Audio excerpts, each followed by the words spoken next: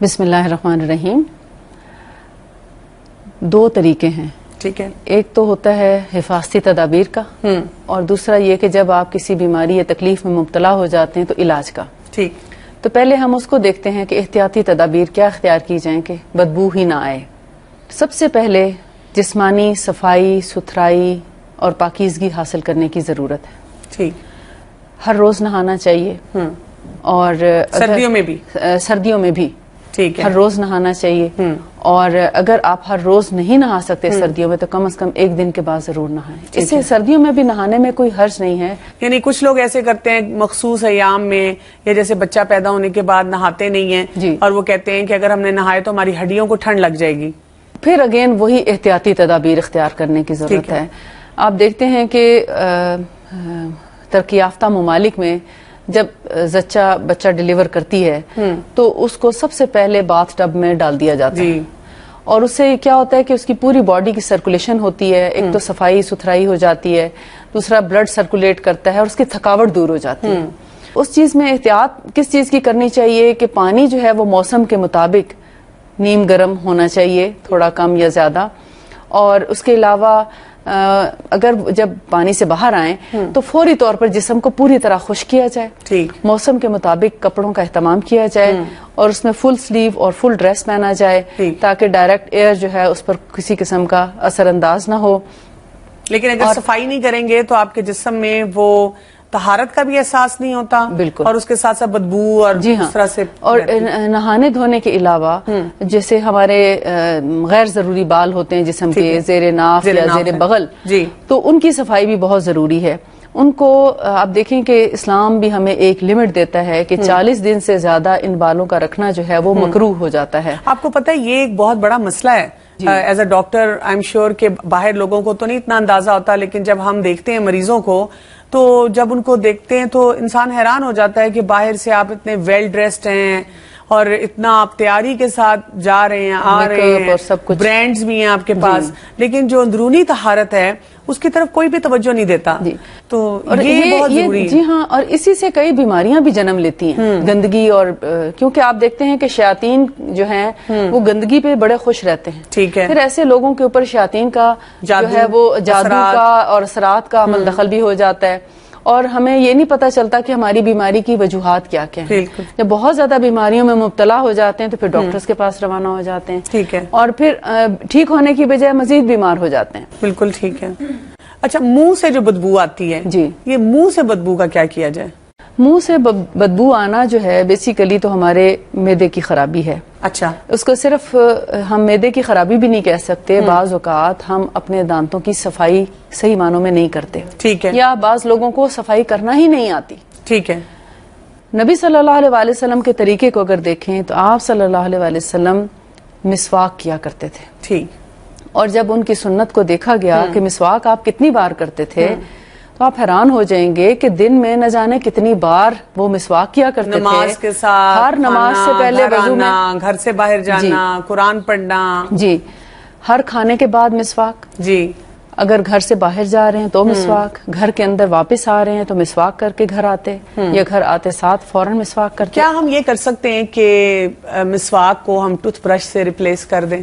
یعنی آج کل کی ایک بہت بڑی ایک یہ ڈیبیٹ ہے کہ لوگ کہتے ہیں کہ رسول اللہ صلی اللہ علیہ وسلم کے زمانے میں تو مسواک تھی, لیکن کیونکہ اس وقت ٹوتھ برش ٹوتھ پیسٹ تھی ہی نہیں, اور اب اتنے مزیدار اشتہار جس میں لگتا ہے کہ پتہ نہیں ہمارے منہ سے کیسی خوشبو آنے لگ جائے گی اگر ہم نے یہ ٹوتھ برش اور ٹوتھ پیسٹ استعمال کیے. کیا اس کا متبادل ہے؟ یہ اس کا متبادل کبھی بھی نہیں ہو سکتا.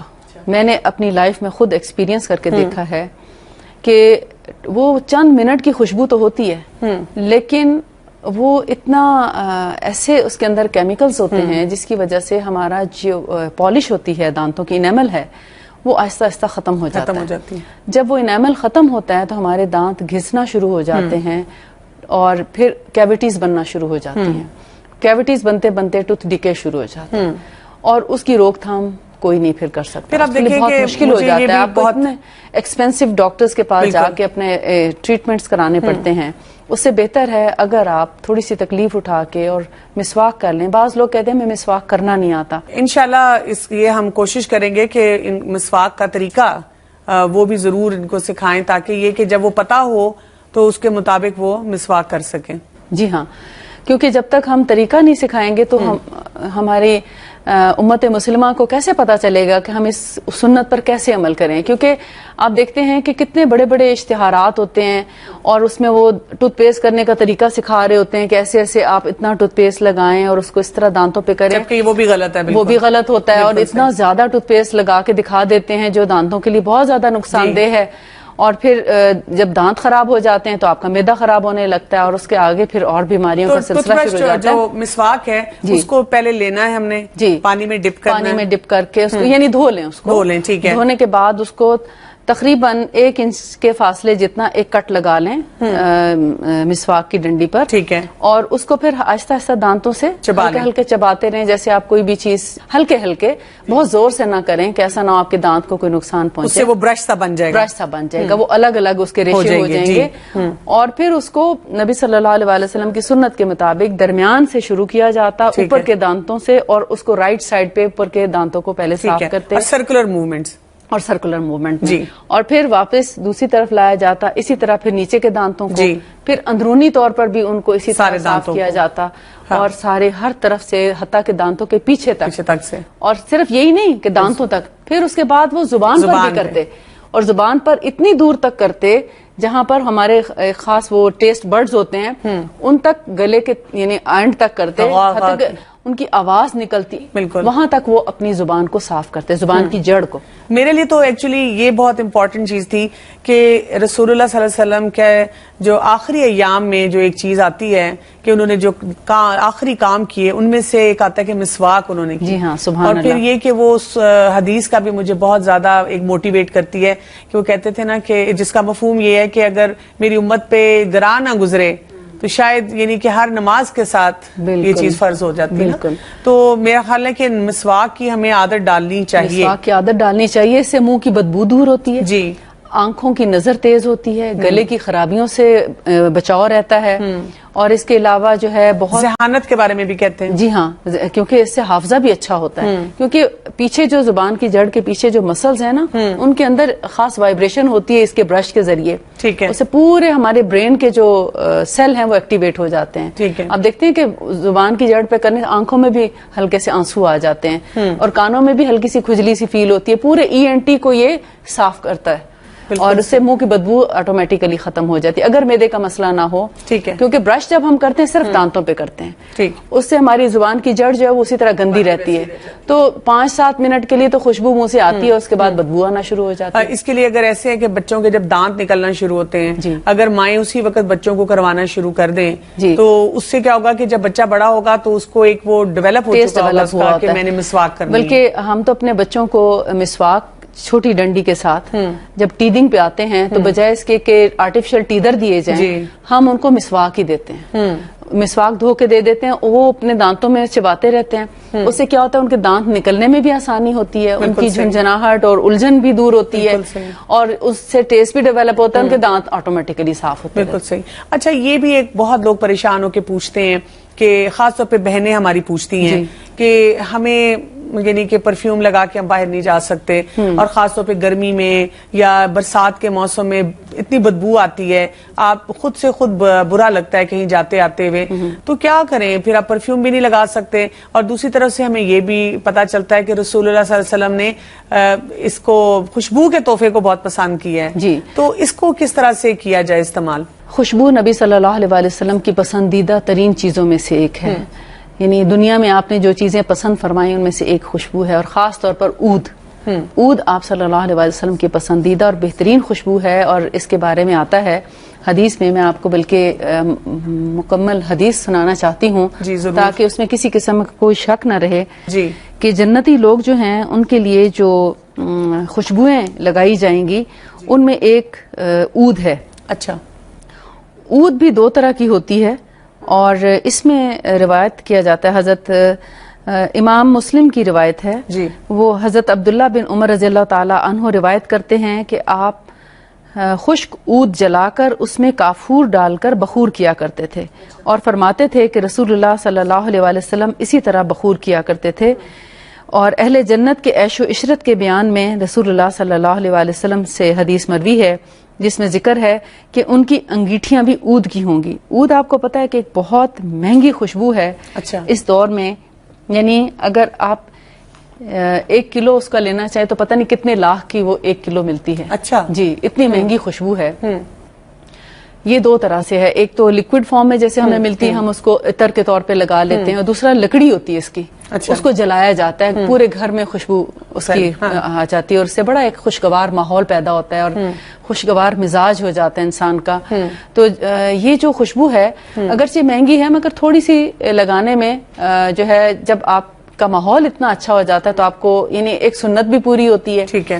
اور جہاں ہم اور چیزوں پہ اور برتنوں پہ اور ڈیکوریشن پیسز پہ اتنے ہزاروں روپے لگا دیتے ہیں, تو ہم اس ایک سنت کو پوری کرنے کے لیے چند روپے اگر لگا لیں تو میرا خیال ہے کہ لیکن یہ کہ مرد حضرات, اور آج کل آپ دیکھیں کہ ویسے بھی پرفیومریز جو ہیں جی یہ اتنی بڑی انڈسٹری بن چکی ہوئی ہے. جی, تو اگر ہم سنت کے مطابق استعمال کریں تو ایک تو ہمیں سنت کا ثواب ملے گا, دوسرا ہمیں اچھی خوشبوؤں کے بارے میں آگاہی ہونی چاہیے کہ جہاں اتنی دنیا اتنے ڈھیروں قسم کے پرفیومز اور عطر بنا رہی ہے تو ہمیں یہ تو پتا ہو کہ ہمارے رسول صلی اللہ علیہ وسلم کس قسم کی خوشبو پسند کرتے تھے. اس میں بھی بہت حکمت ہے کہ آپ صلی اللہ علیہ وسلم نے جن خوشبوؤں کو پسند فرمایا اس کے اندر ہماری ذہانت, ہماری شجاعت, دلیری, بہادری, ہمارے مزاج کا پختہ پن اور ہمارے یعنی دل کی کیفیت جو ہے اس کی بہت یعنی ایک حکمت پائی جاتی ہے کہ اس کے اندر بڑی تبدیلیاں آتی ہیں انسان کی. خوشبو آپ دیکھیں آج کل اروما تھراپی جو ہے کس قدر پاپولر ہو رہی ہے, اور بڑا مہنگا علاج بھی ہے. اس کے ساتھ مریضوں کا علاج کیا جاتا ہے اور ان کو مختلف خوشبوؤں کے ساتھ ان کے بالکل آپ دیکھیں نا, ہم سائیکولوجیکل پرابلمز اگر خود بھی خوشبو لگاتے ہیں, لباس اچھا پہنتے ہیں, اندرونی طہارت, تو ایک فیلنگ ہی اور ہوتی ہے. جی ہاں. اور اگر آپ کسی دن بالکل بیٹھے ہوئے ہیں, کپڑے بھی نہیں بدلے, تو آپ دیکھیں ویسے ڈپریشن ہونا شروع ہو جاتا ہے انسان. لیکن جو میں نے آپ سے شروع میں بات کی تھی, مرد حضرات تو چلے آسانی سے لگا لیں گے, ہماری خواتین, ہماری بہنیں جو ہیں وہ کیسے اس سے فائدہ حاصل کریں؟ جی, خواتین کے لیے بھی خوشبو لگانا منع تو نہیں ہے, لیکن یہ ہے کہ مردوں کو تو جیسی بھی خوشبو وہ لگانا چاہیں لگا سکتے ہیں, اور اینی ویئر وہ ہر جگہ لگا سکتے ہیں. لیکن خواتین کے لیے تھوڑی سی احتیاط کرنے کا حکم ہے, کیونکہ آپ صلی اللہ علیہ وسلم نے فرمایا کہ عورت کو خوشبو لگا کے باہر نہیں جانا چاہیے. یعنی اس کو اتنا برا سمجھا گیا جتنا کہ زنا کو, یعنی اس کی خوشبو جو ہے دوسرے غیر محرم تک نہیں پہنچنی چاہیے. اس لیے بہت احتیاط کی ضرورت ہے کہ جب ہم خوشبو لگائیں تو اپنے باہر کے کپڑوں پر نہیں بلکہ اندرونی طور پر کپڑے پہننے سے پہلے اپنے جسم پر لگا لیا جائے, اور خوشبو جو ہے وہ مردوں کے مقابلے میں قدرے ہلکی خوشبو ہو. ٹھیک ہے. اور باہر جاتے وقت مت لگائیں, یا تو بہت دیر پہلے لگا لیں تاکہ باہر جانے تک اس کا اثر تھوڑا پھیکا ہو جائے, اور یا پھر اپنے جگہ پر پہنچ کے, جیسے آپ شادی بیاہ میں یا اپنے کسی پروگرام میں آپ جا رہے ہیں تو وہاں پہنچ کر آپ لگا لیں, تاکہ آپ کو راستے کی جو ایک یعنی وہ گلٹی فیلنگ نہ ہو کہ آپ کسی خدا نخواستہ گناہگار ہو رہے ہیں لگا کر راستے میں مردوں کو سنگا کے. تو بہتر ہے کہ ان کو وہاں پہنچ کر لگا لیجیے. اور لیکن اس کا طریقہ بہترین یہی ہے کہ آپ کپڑوں کے اندرونی یعنی انڈر آرم یا اپنے کانوں کے پیچھے یا ایسی جگہ پر جہاں سے خوشبو جو ہے وہ بہت دور تک نہ جائے. اچھا, اسی سے خوشبو سے ریلیٹڈ ایک اور چیز ہے پسینہ. جی, کچھ لوگوں کو پسینہ بھی بہت آتا ہے, وہ کہتے ہیں ہم طہارت بھی رکھتے ہیں, ہم صفائی کا بھی خیال رکھتے ہیں, ہم بہت لگاتے ہیں پرفیومز وغیرہ بھی, لیکن پسینے کا کیا کریں, اتنا زیادہ پسینہ ہمیں میں سمجھتی ہوں کہ جن لوگوں کو بہت زیادہ پسینہ آتا ہے ان کو پھر ایک دفعہ اپنی غذا پہ غور کرنا چاہیے کہ کیا وہ بہت زیادہ قسموں کے گوشت تو نہیں کھاتے. یعنی جیسے ایٹ اے ٹائم جب آپ مرغی بھی, مچھلی بھی, اور چھوٹا گوشت بھی اور بڑا بھی, یعنی مٹن, بیف سب اکٹھے کھا رہے ہوتے ہیں, تو اس میں آپ کے باڈی کے اندر کچھ ایسے کیمیکل چینجز آتے ہیں کہ آپ کے ہارمونز تک کو افیکٹ کرتے ہیں. ٹھیک ہے. پھر آپ کو اس قسم کے پرابلمز کا سامنا کرنا پڑتا ہے. ٹھیک ہے. اگر آپ کی غذا سادہ ہے, اگر آپ سبزی کا استعمال زیادہ کرتے ہیں اور پھلوں کا استعمال بھی کرتے ہیں, تو آپ سے ایسے پسینے کی بدبو آنا جو ہے وہ کم ہو جاتی ہے. ٹھیک ہے. پانی کا استعمال بھی زیادہ کریں, اور جب آپ دیکھتے ہیں کہ بہت زیادہ پسینے کی بدبو آ رہی ہے تو پھٹکڑی کا استعمال بھی کیا جا سکتا ہے. نہانا دھونا تو ہمیں چاہیے, ڈیوڈرنٹ کے مقابلے میں پھٹکڑی پسینہ کم کرنے میں بہت مددگار ہے. لیکن پسینے کو کم کرنے کے بعد اگر آپ چاہتے ہیں کہ خوشبو بھی آپ کے جسم سے آئے تو سب سے اچھی خوشبو عود ہے. اس کے بعد آپ صلی اللہ علیہ وسلم نے مشکی جسے مسک کہا جاتا ہے اس کا فرمایا کہ وہ بہت اچھی خوشبو ہے, اور اس سے انسان کو ایک تقویت بھی ملتی ہے. ہم آج کل کہتے ہیں نا ہمارے پٹھے تھک گئے ہیں, کمر تھک گئی ہے, اور ہمارے اندر ایک کمزوری اور اس کا احساس ہوتا ہے تو خوشبو ہمیں ہماری قوت کو بھی بڑھاتی ہے, انرجیٹک بنا دیتی ہے, انرجیٹک بنا دیتی ہے. بہت بہت شکریہ آپ کا. آج کے پروگرام میں ہم نے آپ سے بہت کچھ سیکھا. ناظرین, آج ہم نے خاص طور پہ فوکس کیا ہے خوشبو اور بدبو اور پسینہ, اور یہ ایسے چھوٹے چھوٹے چیزیں ہیں جو کہ ہمیں اپنے جسم کے لیے, اپنی طہارت کے لیے بہت زیادہ خاص طور پہ پتہ ہونی چاہیے.